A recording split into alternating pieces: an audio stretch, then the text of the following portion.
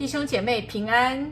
今天1月15号，我们一起来读约伯记21章1到34节。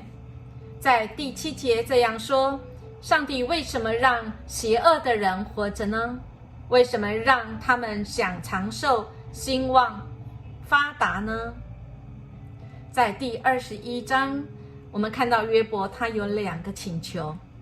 第一个，请他的朋友细细的听，以及宽容。一个受苦的人其实要的并不多。约伯他所要求的说法不能给，因为说法他心烦气躁，并且用他自己的理性来反攻。看起来说法说的是有道理，但是语气各方面其实并不恰当。他带着很急躁、想要赢、骄傲、自以为是的态度，是没有办法来安慰受苦的人。亲爱的弟兄姐妹，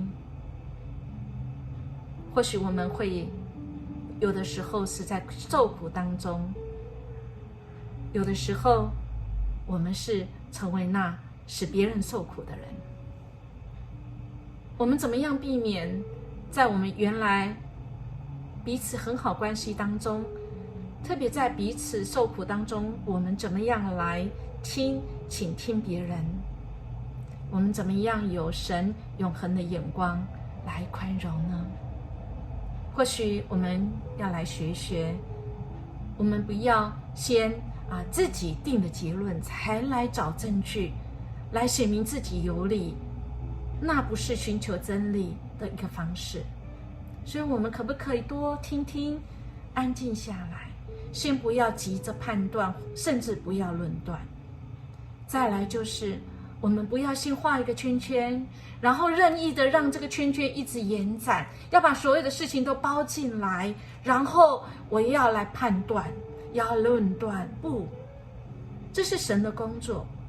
我们只有就事论事之外，我们更多一点说，主啊，我其实不明白这件事情好不好由你来定夺。当然我们没有要成为一个没有判断能力的人，但是当我们遇到有一些矛盾的时候，或许我们真的要容许那个矛盾，因为耶稣曾说，叫日头照好人也照歹人，降雨给义人也给不义的人。所以在这世上有很多的时候，或许我们要容许矛盾的存在，有时我们也要包括辩论的对方，好不好？我们的生命可以用永恒的眼光来看彼此，因为神也这样看我们。